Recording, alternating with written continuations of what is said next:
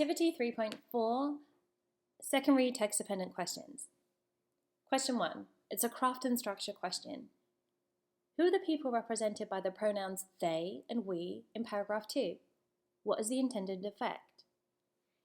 Okay, so in order to answer this question, we would have to look at paragraph 2.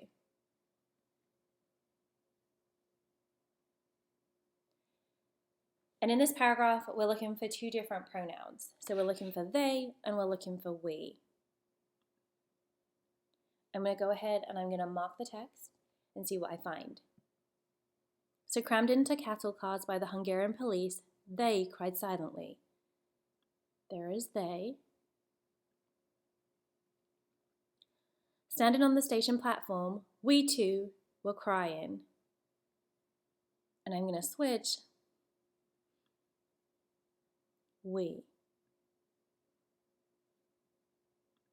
So if I look at the first pronoun, which is they, I might have to go back and look at paragraph 1 to help me. And then one day, all the foreign Jews were expelled from Siget. So that tells me they refers to all the foreign Jews.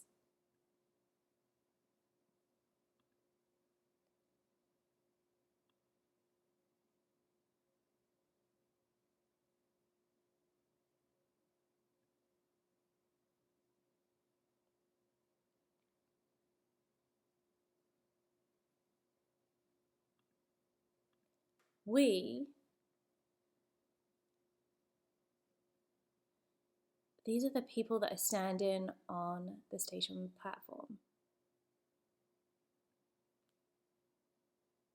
They're leaving, they're being crammed into cars, but we get to stay.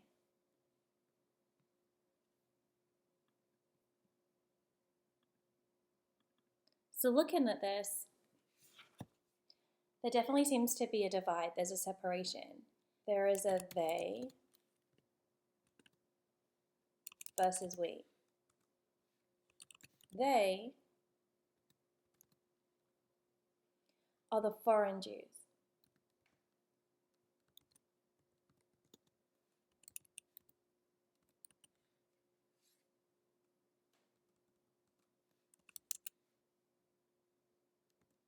We are the village people. The idea that one has to leave and one gets to stay emphasizes that there's a separation.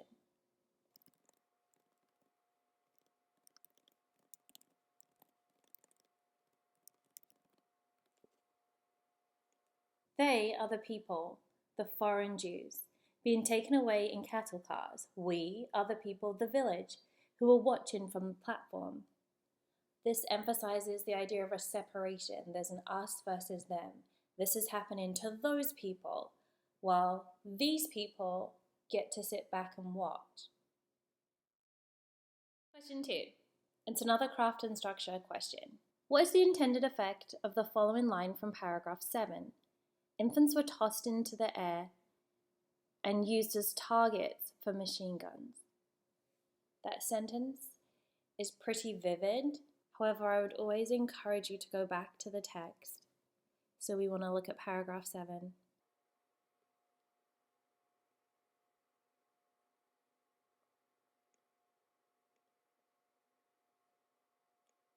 Infants were tossed in the air and used as targets for the machine guns.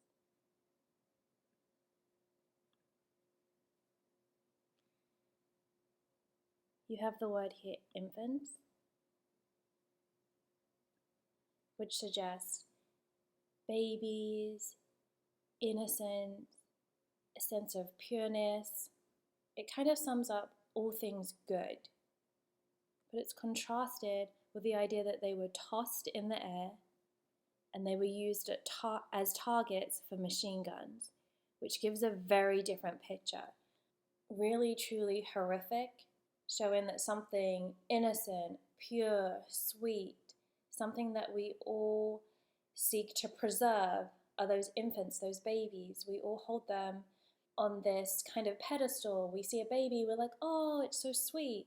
Yet here it's being suggested that they're used as targets for machine guns.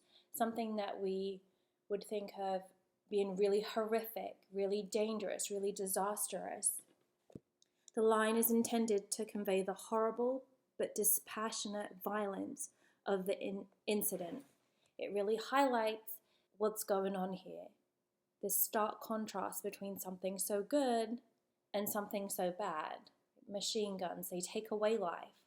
We have new life, and something's taken it away. Question 3. This is a key ideas and details question. Why did the Jews of Sighet refuse to believe his tales and refuse to listen? So let's go ahead and look back in the text. I think a good place to start would be where we left off for the last question. So if we start paragraph 7. He told me what had happened to him and his companions. The train with the deportees across the Hungarian border and, once a Polish territory, had been taken over by the Gestapo. The train had stopped. The Jews were ordered to get off and onto the waiting truck. The trucks headed towards the forest. There, everybody was ordered to get out. They were forced to dig huge trenches. When they had finished their work, the men from the Gestapo began theirs. Without passion or haste, they shot their prisoners, who were forced to approach the trench one by one and offer their necks. Infants were tossed into the air and used as targets for the machine guns. This took place in the Galician forest near Colomé. How had he, Monsieur the Beetle, been able to escape? By a miracle. He was wounded in the leg and left for dead. Day after day, night after night, he went from one Jewish house to the next, telling his story, that of Malka, the young Jewish girl who lay dying for 3 days, and that of Toby, the tailor, who begged to die before his sons were killed. Moishe was not the same. The joy in his eyes was gone. He no longer sang. He no longer mentioned either God or the Kabbalah. He spoke only of what he had seen. But people not only refused to believe his tales, they refused to listen. Some even insinuated that he only wanted their pity and that he was imagining things. Others flatly said he had gone mad. How do you personally feel when you hear what he's viewed? So when you look at paragraph 7 and you look at paragraph 8, how does that make you feel? What do you think about that? Let's look at some of the things that he'd seen. They shot their prisoners. They were forced to approach the trench one by one. We've already talked about the fact that infants, innocent babies, were used as targets for machine guns. Someone lay in, dying for 3 days. Someone who begged to die before his sons were killed. These things are horrific. They're unimaginable, right? We couldn't believe that other humans would really do this to other people. So the people of Sighet couldn't believe that such horrors had actually taken place. It's hard to believe this. Would you trust this? If somebody said these things to you now, would you believe it? It's hard to imagine. The final question, question 4, is a key ideas and details question. What are the 2 main events of this narrative?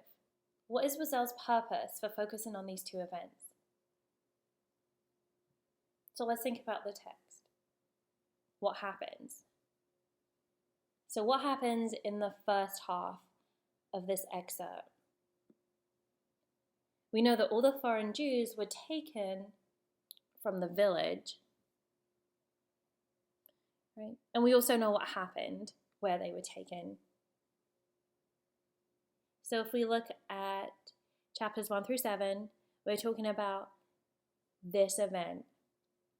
All the foreign Jews were expelled from Sighet.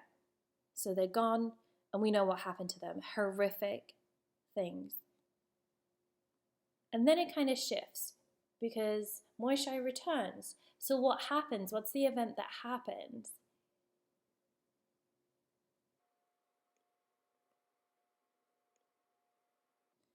We know that people not only refused to believe his tales, they refused to listen. Even I didn't believe him.